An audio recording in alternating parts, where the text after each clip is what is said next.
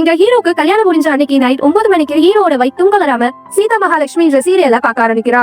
ஹீரோவும் தூங்க கூப்பிட்டா கோவத்துல வரலன்னு சொன்னதுனால ஹீரோவும் தூங்கிறா. அடுத்த நாள் நைட்டு 2 பேரும் சிரிச்சு பேசிட்டு இருக்காங்க. 9 மணி ஆனதும் ஹீரோயின் திருப்பி சீதா மகாலட்சுமி சீரியல்ல பார்க்க ஆரம்பிச்சிரா. ஹீரோவும் ரொம்ப கோவத்துல டிவியை மறைச்சிட்டு நிக்க, இதனால கோபமான ஹீரோயின் அவ பக்கத்துல இருந்த கட்டில ஒரே கையில தள்ளி விட்டு பயங்கரமா கத்த ஆரம்பிச்சிரா. அடுத்த நாள் இதை அவன் ஃப்ரெண்ட்ஸ் கிட்ட சொல்றா. அன்னைக்கு நைட் அவன் ஃப்ரெண்ட் வைப்போ இதே மாதிரி 9 மணி ஆனா சீதா மகாலட்சுமி சீரியல்ல பார்க்க ஆரம்பிச்சிரா. அந்த பையனும் தடுக்க வந்தா கோவத்துல அவனை கழுத்தை பிடிச்சு தூக்கிறா.